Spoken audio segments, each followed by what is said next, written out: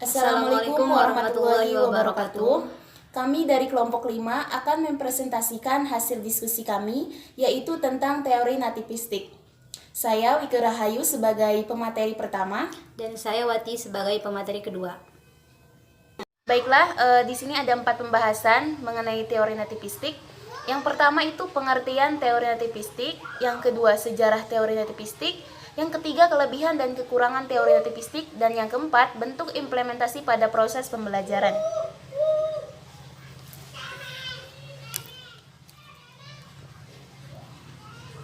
Nah, di sini muncul pengertian teori nativistik.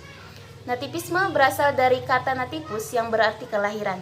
Teori ini muncul dari filsafat nativisme atau terlahir sebagai suatu bentuk dari filsafat idealisme dan menghasilkan suatu pandangan bahwa perkembangan anak ditentukan oleh hereditas atau pembawaan sejak lahir dan faktor alam yang kodrati.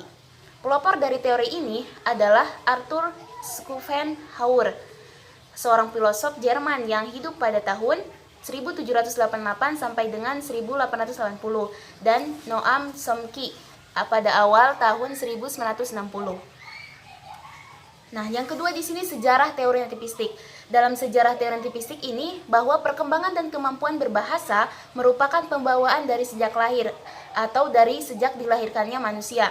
Teori ini muncul dari filsafat nativisme atau terlahir sebagai suatu bentuk dari filsafat idealisme dan menghasilkan suatu pandangan bahwa perkembangan dan pemerolehan bahasa anak itu ditentukan dan diperoleh oleh hereditas, pembawaan sejak lahir dan faktor alam yang kodrati. Nah, ini lanjutan dari sejarah teori nativistik. Teori ini juga dipelopori oleh filosof Jerman yang tadi saya sudah dikatakan, yaitu tokohnya Arthur Schopenhauer 1788 sampai dengan 1860, yang beranggapan bahwa faktor pembawaan yang bersifat kodrati itu tidak dapat diubah oleh alam sekitar ataupun pendidikan. Dengan tegas, Arthur Schopenhauer menyatakan yang jahat akan menjadi jahat dan yang baik akan menjadi baik. Teori ini sebagai lawan dari teori behavioristik, yaitu kemampuan berbahasa seorang anak diperoleh dari lingkungan yang membentuk seorang anak tersebut. Selanjutnya, teori ini juga memberikan dasar bahwa suatu keberhasilan tidak ditentukan oleh faktor pendidikan dan lingkungan yang ada pada anak tersebut. Kemampuan berbahasa ditentukan oleh anak itu sendiri. Lingkungan sekitar tidak ada, artinya sebab lingkungan itu tidak akan berdaya dalam mempengaruhi perkembangan anak. Oke, yang tadi saya sudah jelaskan mengenai pengertian dan sejarah. Selanjutnya, ya, kelebihan dan kekurangan teori nativistik akan dijelaskan oleh teman saya. Baiklah, saya akan melanjutkan materi tadi tentang kelebihan dan kekurangan teori nativistik.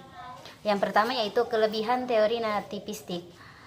Yang pertama, mampu memunculkan bakat yang dimiliki. Dengan teori ini diharapkan manusia bisa mengoptimalkan bakat yang dimiliki dikarenakan telah mengetahui bakat yang bisa dikembangkannya. Yang B, mendorong manusia mewujudkan diri yang berkompetensi. Jadi, dengan teori ini diharapkan setiap manusia harus lebih kreatif dan inovatif dalam upaya mengembangkan bakat dan minat. Selanjutnya yaitu mendorong manusia dalam menentukan pilihan. Adanya teori ini, manusia bisa bersikap lebih bijaksana terhadap menentukan pilihannya, dan apabila telah menentukan pilihannya, manusia tersebut akan berkomitmen dengan berpegang teguh terhadap pilihannya tersebut dan meyakini bahwa sesuatu yang dipilihnya adalah yang terbaik untuk dirinya. Selanjutnya, mendorong manusia untuk mengembangkan potensi dari dalam diri seseorang. Teori ini dikemukakan untuk menjadikan manusia berperan aktif dalam pengembangan potensi diri yang dimiliki, agar manusia itu memiliki ciri khas atau ciri khusus sebagai jati diri manusia. Selanjutnya yaitu yang terakhir, mendorong manusia mengenali bakat minat yang dimiliki. Dengan adanya teori ini, maka manusia akan mudah mengenali bakat yang dimiliki. Dengan artian, semakin dini manusia mengenali bakat yang dimiliki, maka dengan hal itu manusia dapat lebih memaksimalkan bakatnya sehingga bisa lebih Baiklah, selanjutnya yaitu kekurangan teori nativistik. Teori ini memiliki pandangan seolah-olah sifat-sifat manusia tidak bisa diubah karena telah ditentukan oleh sifat-sifat keturunannya. Bila dari keturunan baik, maka akan baik, dan bila dari keturunan jahat, maka akan menjadi jahat. Jadi sifat manusia bersifat permanen, tidak bisa diubah. Teori ini memandang pendidikan sebagai suatu yang pesimistis serta mendiskreditkan golongan manusia yang kebetulan memiliki keturunan yang tidak baik.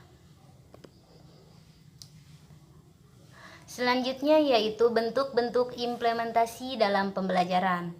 Implikasi teori nativisme terhadap pendidikan pembelajaran yaitu kurang memberikan kemungkinan bagi pendidik dalam upaya mengubah kepribadian peserta didik. Berdasarkan hal itu, peranan pendidikan atau sekolah sedikit sekali dapat dipertimbangkan untuk dapat mengubah perkembangan peserta didik. Nah, sekian dan terima kasih. Selesai. Baiklah, itulah tadi presentasi dari kelompok 5 terkait dengan materi mengenai teori nativistik. Mungkin hanya itu saja yang dapat kami sampaikan. Kurang dan lebihnya mohon maaf. Wabillahi taufiq wal hidayah. Wassalamualaikum warahmatullahi wabarakatuh.